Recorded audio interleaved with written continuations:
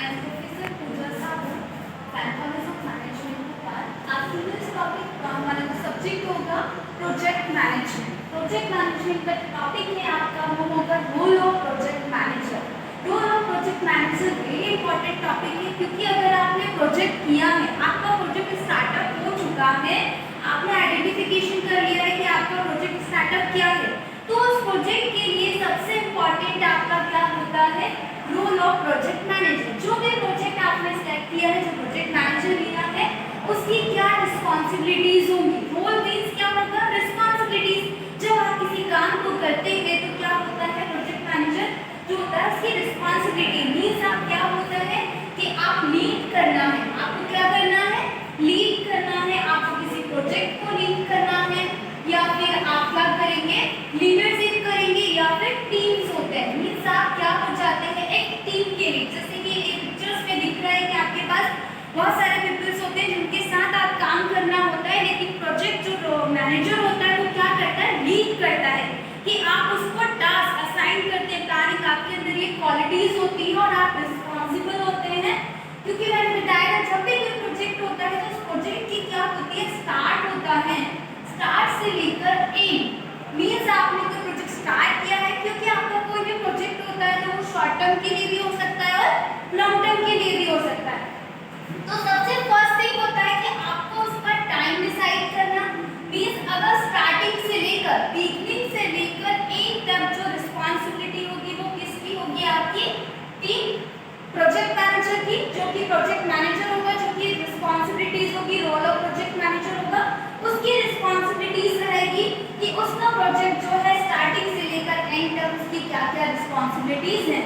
तो उस रिस्पॉन्सिबिलिटीज में सबसे फर्स्ट थिंग आएगा आपका प्लानिंग मीन्स उसके अंदर ये क्वालिटीज होनी चाहिए कि प्लानर होना चाहिए, थिंकिंग होना चाहिए, उसको फोरकास्टिंग करना चाहिए कि व्हाट मतलब ऐसे करेगा, कौन करेगा वो, मतलब इस प्रोजेक्ट को कौन करेगा, कैसे करेगा, हाउ मेनी टाइम्स में आ जाएगा कि आप कितने टाइम में उस प्रोजेक्ट को एंड करेंगे। जब भी कोई प्रोजेक्ट होता है जैसे कि कंस्ट्रक्शन का वर्क होता है, आप रोड्स वगैरह होते हैं, गवर्नमेंट्स के प्रोजेक्ट होते हैं, तो वो क्या होता है, प्रोजेक्ट मैनेजर ही उसको क्या करता है कि प्लानिंग उसने जब किया है तो स्टार्टिंग से लेकर एक इसका टाइम ड्यूरेशन उसको क्या करना पड़ता है, उस ड्यूरेशन में कंप्लीट करना है। तो रिस्पॉन्सिबल कौन होगा, प्रोजेक्ट मैनेजर।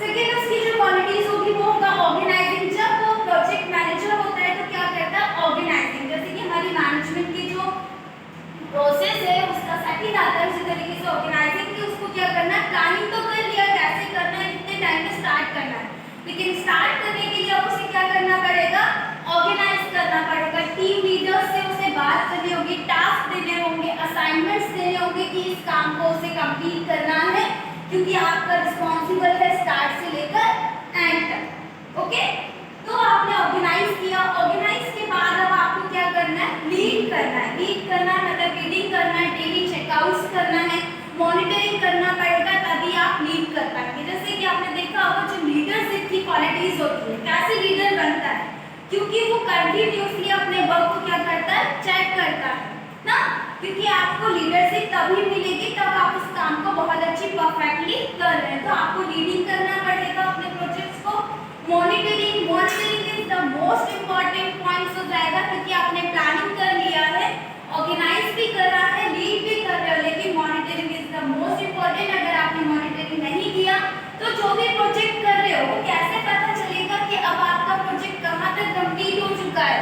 तो इसके लिए आपको क्या करना पड़ेगा, एक जो प्रोजेक्ट मैनेजर होगा उसको मॉनिटरिंग करना पड़ेगा कि मेरा जो वर्क है वो सिस्टमैटिकली चल रहा है या नहीं चल रहा है, और कितने टाइम ड्यूरेशन लगेगा, अगर आपको और कितना ज़्यादा टाइम लग रहा है, आपके पास रिसोर्सेज है या नहीं अवेलेबल, ये सब कौन देखेगा, प्रोजेक्ट मैनेजर। अपनी जो भी प्रॉब्लम्स है आपके एम्प्लॉय से रिगार्डिंग वो भी इसका रिस्पॉन्सिबल होगा प्रोजेक्ट मैनेजर। देन होगा communicating. Communicating is the most, क्योंकि आप जितना ज़्यादा अपने एम्प्लॉय के साथ, क्योंकि जो प्रोजेक्ट मैनेजर है वो टीम लीडर है, एक प्रोजेक्ट कर रहा है, प्रोजेक्ट का हेड है, क्योंकि वो हेड है प्रोजेक्ट का, तो उसे क्या करना पड़ेगा, अपने काम को बहुत अच्छे तरीके से, रिस्पॉन्सिबिलिटी है कि उसका काम सही स्टार्टिंग से लेकर एक एंड तक कंप्लीट हो। तो उसके लिए क्या करेगा कि वो अपने जो एम्प्लॉय है, जो कस्टमर है, उसे क्या करेगा, कम्युनिकेट करेगा। 90% अपना टाइम किसके साथ एक्सपेंड करेगा, अपने एम्प्लॉई के साथ। तो कम्युनिकेशन से क्या होता है, वो कम्युनिकेशन आपका वर्बल हो सकता है, रिटन हो सकता है, क्योंकि आप प्रोजेक्ट हेड है तो आपको कम्युनिकेट करना आना चाहिए कि आप अपने एम्प्लॉय से कैसे बात कर रहे हो, मीन्स रिटन में या वर्बल में। सॉफ्ट स्किल्स होना चाहिए। नेक्स्ट आ जाएगा मैनेजिंग रिस्क। मैनेजिंग रिस्क भी आपका वही है कि आपके अंदर एनालिसिस क्वालिटी होना चाहिए, आपको अपने प्रोजेक्ट को एनालिसिस करना आना चाहिए। जो भी रिस्क आ रही है, जैसे अगर सपोज एग्जांपल कोई मशीन है, आपका कंस्ट्रक्शन का काम चल रहा है या कोई आप प्रोडक्शन कर रहे हो, उसमें आप प्रोजेक्ट हेड है, तो आपकी क्या रिस्पॉन्सिबिलिटीज बनती है। अगर मशीन चलते चलते खराब हो जाती है तो आपकी क्या रिस्पॉन्सिबिलिटी है कि आप उस जो सिचुएशन है, जो क्रिटिकल सिचुएशन है, उसमें आप कोई दूसरा ऑप्शन भी सोच सकते हैं। ये नहीं कि आप अपने प्रोजेक्ट को बंद कर दे, उस दिन के लिए आप अपना काम बंद कर दें, ये नहीं होगा। एक जो प्रोजेक्ट मैनेजर होगा उसकी रिस्पॉन्सिबिलिटीज होगी, उसको रिस्क एनालिसिस करना आना चाहिए। उसके अंदर जो भी आपका काम है, जो कंपनी हेड है, उसमें आपको देखना होगा कि आपके यहाँ पर एम्प्लॉइज ज़्यादा रिजाइन तो नहीं दे रहे हैं, ये सारी क्या हो जाएगी, रिस्क हो जाएगी। अगर आपके यहाँ से रिजाइन ज़्यादा आ रहे हैं, काम छोड़ रहे हैं, तो ये भी आपको देखना पड़ेगा कि मेरा सिस्टमेटिकली वर्क चल रहा है या नहीं। नेक्स्ट आता है रिसोर्स अवेलेबिलिटी। रिसोर्स अवेलेबिलिटी भी वही होगा कि आपको रिसोर्सेज देखना होंगे कि आपकी जो भी प्रोजेक्ट है, जैसे कि अगर मैंने बताया कि कोई भी प्रोजेक्ट कैसे चलता है, आपका इनपुट, प्रोसेस, आउटपुट। ओके, ये आपका होता है। इनपुट्स में आपको क्या चाहिए रहते हैं, रॉ मटेरियल चाहिए, आपके पास इलेक्ट्रिसिटी होना चाहिए, तो ये आपके क्या हो जाएंगे, इनपुट। प्रोसेस में जो आपका वर्क चल रहा है उसको कंटिन्यूअसली होगा, फिनिश में आ जाएगा। कोई भी आपका प्रोडक्शन जो यूनिट्स बनकर कंप्लीट होता है तो उसको क्या बोलते हैं, आउटपुट। तो मींस जो होगा, तो जो प्रोजेक्ट मैनेजर है उसकी क्या रिस्पॉन्सिबिलिटी होगी कि आपके पास इनपुट मींस आपके पास सारे रिसोर्सेज अवेलेबल है या नहीं, क्योंकि रिसोर्सेज अवेलेबल नहीं है तो आपका प्रोसेस नहीं हो पाएगा, आपका आउटपुट भी जो आपका 1 डे का टारगेट था कि आपको कंप्लीट करना है वो नहीं हो पाएगा। तो ये सारी आपकी हैं जो कि एक प्रोजेक्ट मैनेजर में ये सारी क्वालिटीज होना चाहिए, रोल ऑफ मैनेजर, क्योंकि उसकी जो उस प्रोजेक्ट को हेड करता है उसके लिए रिस्पॉन्सिबल होता है कि कितने टाइम में उसे अपने प्रोजेक्ट को कंप्लीट करना है। आप लोगों को समझ में आया रोल ऑफ प्रोजेक्ट मैनेजर?